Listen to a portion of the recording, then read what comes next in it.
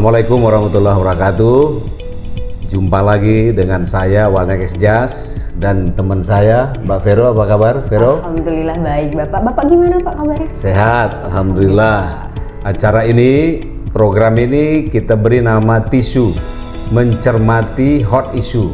Jadi isu-isu yang berkembang di negara kita atau mungkin di dunia global di seputar segala macam isu yang hangat, dan Mbak Vero atau siapapun nanti kelihatannya cukup kepo ya untuk mengulas dan untuk mencermati hot issue. Hari ini apa Mbak Vero yang mau ditanyakan nih atau mau dibahas?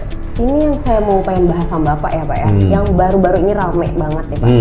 Iya, jadi yang saya lihat di berita itu teman-teman soal kenaikan PPN ya Pak ya. Oh, PPN ya. PPN, ada desas-desus naik nih PPN-nya gitu. Itu sebenarnya kenapa sih isi isu ini nih apa sih Pak sebenarnya, dan apakah beneran naik? Jadi memang betul PPN ini kan pajak pertambahan nilai ya. Jadi pajak yang dikenakan atas pembelian barang-barang tertentu. Nah, sebenarnya sejarahnya itu dulu di tahun 2021 kan kita COVID nih. COVID, lalu negara mulai kesulitan dengan keuangan karena ekspornya terbatas, kemudian juga produksi terbatas, sehingga kalau kegiatan industri terbatas, pajaknya kan nurun ya atau berkurang. Nah, ketika itu DPR dan pemerintah membuat undang-undang nomor 7 tahun 2021 kalau saya nggak salah, harmonisasi sistem perpajakan. Nah, ditetapkanlah dalam undang-undang itu bahwa PPN ini naik secara berkala.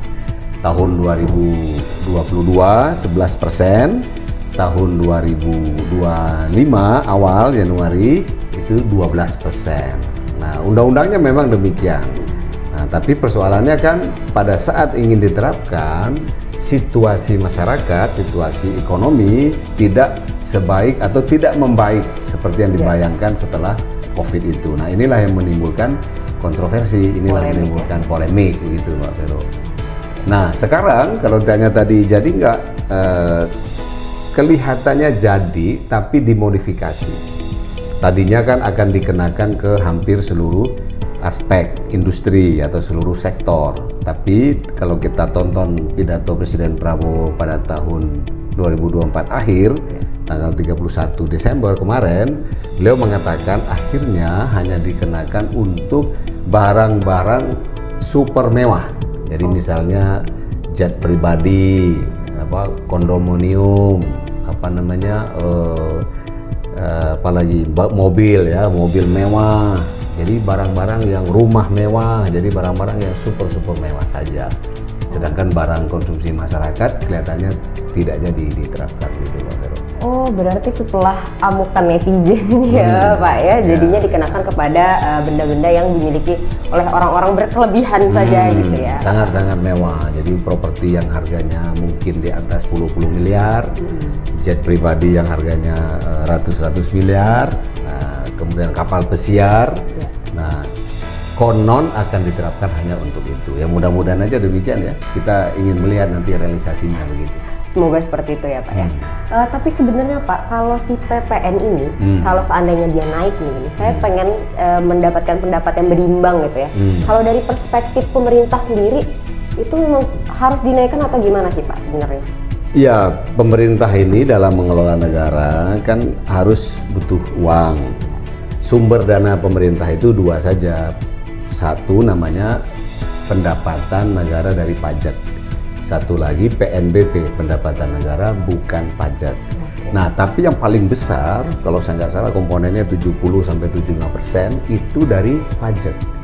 Nah, pajak itu kan macam-macam ya, pajak bumi dan bangunan, pajak kendaraan, pajak pertambahan nilai, PPH, pajak penghasilan, dan PPH badan, PPH individu.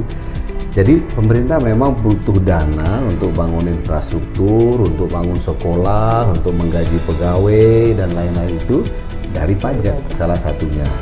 Misalnya nih APBN Indonesia sekitar 3.000 triliun. Nah 3.000 triliun itu dari pajak itu sekitar 2.500 triliun. Nah kalau pajaknya ini turun, atau kalau pajak ini cenderung stagnan, tentu pemerintah pusing. Karena apa? Belanja pemerintah atau biaya pemerintah itu, biaya negara dari tahun ke tahun meningkat nih. Apalagi sekarang nih kan, kabinet yang sangat-sangat gemuk ini kan, kementeriannya bertambah, lembaganya bertambah, badannya bertambah. Apalagi presiden punya program baru, yaitu makan bergizi gratis, puluh triliun, ratus triliun. Nah, tentu mereka berpikir bagaimana cara mendapatkan pajak yang lebih banyak. Jadi pemerintah berpikir bagaimana cara mendapatkan pajak lebih banyak. Ya salah satunya dengan cara menaikkan PPN. Nah, cuman persoalannya adalah timingnya, struktur ekonomi, fundamental ekonomi, apakah memungkinkan? Jangan-jangan dengan dinaikkan pajak, malah kegiatan ekonominya semakin berturun. Nah, sama saja kan kalau tadinya dari katakanlah 2.000 triliun, 11%, misalnya nih ya, kalau saya anggap total saja semua sama ada PPN-nya seolah-olah gitu, padahal nggak begitu. Yang PPN itu kan ada PPH, ada yang lain-lain ya. Tapi anggaplah dari 2.000 triliun, 11% itu kan kira-kira 220 triliun. Nah, dinaikkan menjadi 12 kan seolah tinggi tuh, nambah lagi lah kira-kira 1%. Tapi kalau bisnisnya atau penghasilannya drop dengan kondisi ekonomi sekarang, misalnya nih dari penghasilan yang dikenakan pajak itu misalnya kalau 2.000 triliun 10% berarti di atasnya berapa tuh ya, 200.000 triliun. Nah, kalau menjadi 100.000 triliun, 12% dari 100.000 kan nggak akan mencapai 2.000 triliun lagi gitu. Iya, betul. Nah, jadi itu tergantung dari ekonomi, itu perspektif pemerintah ya. Kita harus memaklumi pemerintah memang harus mencari sumber-sumber pendapatan selain dengan berhutang. Nah, ini bahayanya gitu ya. Kalau dari pajaknya kurang, otomatis berhutang. Nah, semakin banyak hutang kan semakin repot juga gitu. Terlebih karena ada berbagai program baru ya. Ya, nah, itu kalau dari pemerintah ya. Tapi kalau dari masyarakat sendiri, tadi Bapak udah menyebut soal kondisi sekarang ya, sesuai situasi kondisi sekarang gitu. Saya pengen tanya lagi nih Pak, emang apa sih sebenarnya yang terjadi terkait ekonomi masyarakat kita sekarang? Iya, jadi di situasi masyarakat sekarang, secara psikologis ya, boleh aja pajak itu naik kalau penghasilannya melebihi atau naik, produksinya naik. Tapi dalam kondisi sekarang, orang yang memproduksi kue nih misalnya menurun. Kenapa? Daya beli. Persoalan fundamental di masyarakat kita sekarang adalah beli. Daya beli ini menurun. Jadi orang yang biasa memproduksi air mineral itu omsetnya turun. Orang yang biasa perusahaan-perusahaan yang biasa memproduksi toiletries, kebutuhan-kebutuhan hari-hari itu produksinya menurun, jualannya menurun. Orang yang bisa memproduksi cat misalnya, semen atau apa, itu banyak orang yang tidak banyak membangun, tidak banyak merenovasi, turun juga. Jadi pada saat turun tentu potensi pendapatan mereka turun dong. Betul. Nah, pada saat potensi pendapatan turun tapi pajaknya dinaikin. Nah, ini yang jadi persoalan sebetulnya. Ya, ini jadi persoalan sehingga akan menjadi pukulan dua kali gitu ya. Ibaratnya udah jatuh ketimpa tangga pula gitu. Kalau dari Bapak sendiri berarti berpendapat naik atau nanti dulu deh Pak? Nah, ini sebenarnya. Saya tidak menolak naik. Apalagi menurut saya itu sudah undang-undang. Undang-undang itu sesuatu yang harus kita laksanakan karena udah dirumuskan, naskah akademiknya sudah ada, diskusi dengan berbagai stakeholder sudah lengkap, harusnya begitu ya dalam menyusun undang-undang, dan itu sudah jadi undang-undang. Undang-undangnya nomor 7 tahun 2021. Jadi saya tidak menolak kenaikan, tetapi memang mungkin momentumnya. Jadi apalagi ini adalah momentumnya pemerintahan baru. Mungkin menurut saya, menurut hemat saya akan lebih indah, akan lebih bagus kalau 100 hari pertama atau 200 hari pertama pemerintah menggenjot dulu daya beli. Pemerintah menggenjot dulu investasi. Pemerintah menstimulasi dulu berbagai macam instrumen sehingga produksi meningkat, bisnis meningkat, daya beli meningkat. Nah, ketika daya beli sudah meningkat, mungkin momentumnya akan menjadi bagus. Tetapi pemerintah memang harus announce, harus umumkan dari sekarang, ini pajak kita tunda loh. Ya, betul. Karena kita tahu masyarakat tidak bagus momentumnya nih, kondisinya tidak bagus, tapi kita akan terapkan kira-kira ditunda 6 bulan loh. Kami akan fokus sekarang untuk menstimulasi pergerakan ekonomi. Nah, mungkin itu akan menjadi bagus ya. Tidak hanya populer secara politik, tetapi betul-betul menyentuh dan membantu masyarakat dalam kondisi yang susah. Berarti maksudnya sifatnya berarti situasional ya, Ya, Pak, ya sebenarnya. tetap undang-undang kita jalankan, tetapi waktunya ditunda. Karena kan setelah kita hitung-hitung sekarang dengan hanya memberlakukan untuk super barang mewah, itu potensi pendapatan tambahan negara paling cuma sekitar 10-20 triliun saja. Tidak banyak gitu. Jadi ya menurut saya nggak ada bedanya dengan ditunda gitu. Mungkin terakhir yang mau saya tanya ini, Pak, melihat semua situasi ini, isu kenaikan PPN, dan juga kita nggak bisa memproyeksikan lah ya, bakal ada isu apa lagi nih, gebrakan apa lagi gitu, yang bisa dilakukan masyarakat gitu. Sebagai langkah preventif itu seperti apa, Pak? Ya memang kalau saya baca dan dengar dari berbagai sumber ya, 2025 ini sudah hampir pasti atau besar kemungkinan ekonomi juga bukan baik-baik saja. Kita masih harus berjuang. Jadi ekonomi tahun 2025 menurut menurut ekonomis perbankan, saya sudah diskusi dengan beberapa sumber, tidak akan lebih baik dibandingkan 2024. Sehingga ya ini memang masyarakat harus menahan diri, harus efisien, harus merubah pola konsumsi, dan harus setting priority, harus men-setting prioritas. Prioritas kita apa nih? Sebagai unsur masyarakat yang mengkonsumsi ya, sebagai konsumen gitu ya. Prioritas utamanya apa? Tentu kepada satu, kebutuhan pokok sehari-hari. Kedua, prioritaskanlah kepada sektor-sektor yang jangka panjang bisa merubah keadaan. Misalnya berinvestasi di dalam bisnis yang kira-kira prospeknya bagus. Atau setidaknya berinvestasi di pendidikan nih, anak-anak nih. Ya, sekolahkan anak ya ke tempat yang lebih baik. Nah, lebih baik kita spending ke arah-arah yang seperti itu.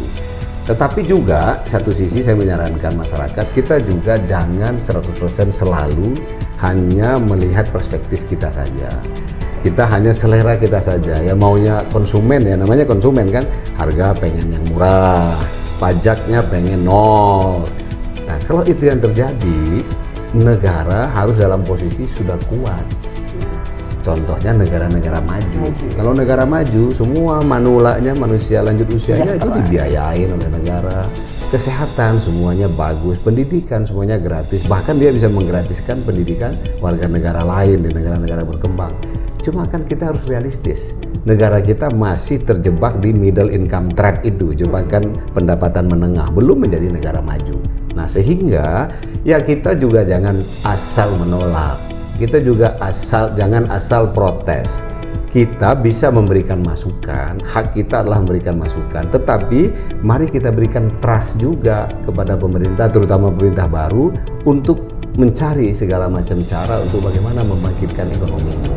Nah mudah-mudahan dengan kita katakanlah sami'na wa ata'na gitu ya, kita ngikut, kita dengar, kita ikut, tapi sambil ada check dan balancesnya. Jadi memang netizen Indonesia paling sangar ya, paling di dunia ini terkenal Indonesia netizennya paling sangar. Kalau nggak suka aja gitu ya, nggak suka buta gitu. Tapi menurut saya demi kebaikan negara, demi kebaikan bersama, kita tidak menolak ya kenaikan PPN, tetapi sambil kita juga mencoba untuk lebih produktif, sambil kita lebih bertindak secara efisien dan efektif, barangkali dengan pajak yang tetap sama tapi produktivitas kita bisa lebih tinggi gitu.